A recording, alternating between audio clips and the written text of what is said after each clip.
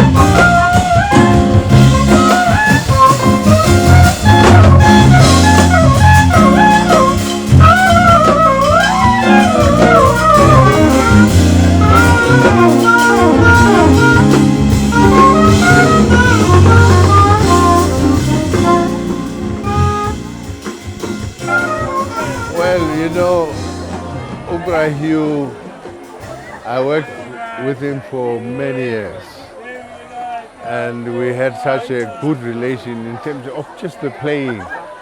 You know, we breathed as one, you know, and he was also a great guy to hang with, you know, just very knowledgeable, book-wise and street-wise, you know, and a great musician as well, and also a philanthropist. You know, he's helped people with their drug addiction,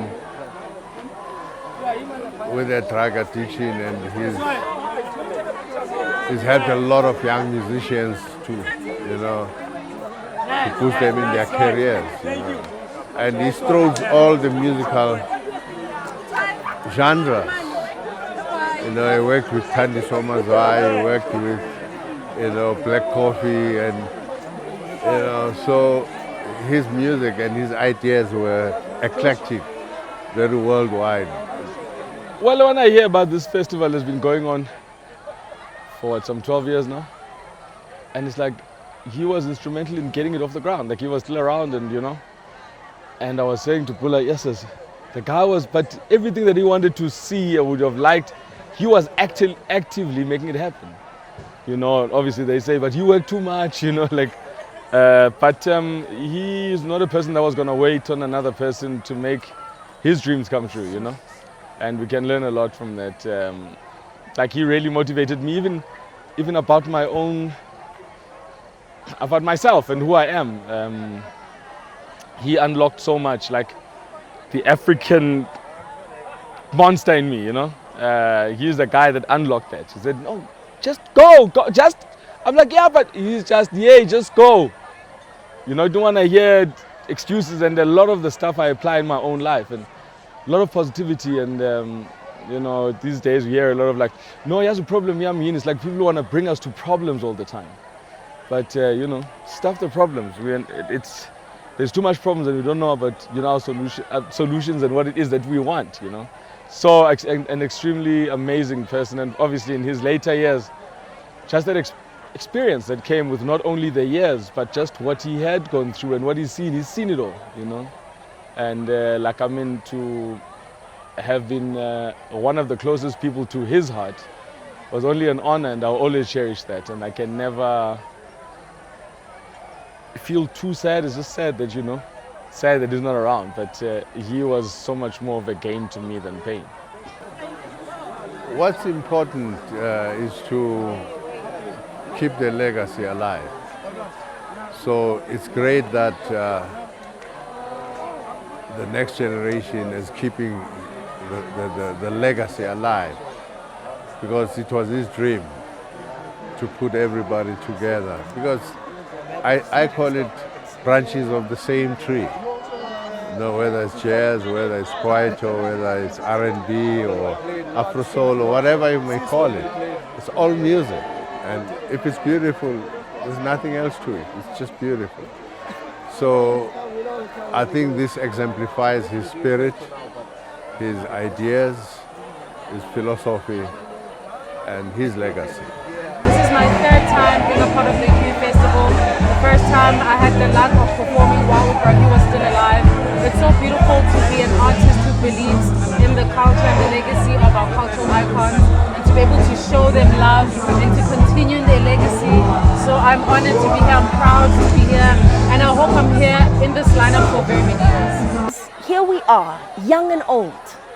I saw a 14-year-old hearing Bra Hugh Masekela's music through Khaya Mahlangu, through jazz pianist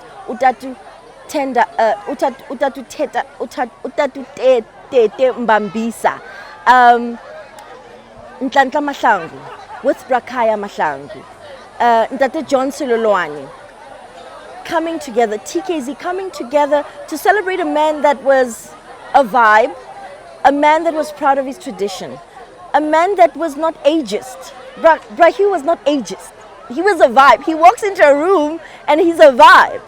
So it was beautiful to see this 14-year-old hearing his music, hearing the Mahotella Queens for the first time. And she didn't even know who they are, but she was jamming. So the music lives on, the legacy lives on, the love lives on, the teaching lives on, the Pan-Africanism lives on. Because I think it's imperative that we don't forget who we are and what makes us special as Abantu. So after reading his book, after reading Bra Hugh's book, song Ulape studio, okay, and he's about to go out, carrying his horn, about to walk out the door. So I'm like, Bra Hugh, what was Marvin Gaye like? Just as a, so he turns around and goes, like TKZee.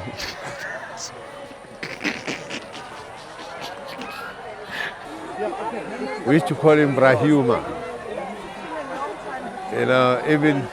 Even when we had our thing, and he would just come into the room and crack us with a joke, and would laugh, and all good, Yeah, I loved him big time. If he was still alive, I would really just continue to celebrate him in the ways that we have today. and really just show him, Guti Baba, all the sacrifices that you had made as an activist and a musician over the years. Here are the fruits of it. We are living it. We're able to soak in the joy of what you have left us. So, siyakubonga Bra Hugh Masekela, and long live the king.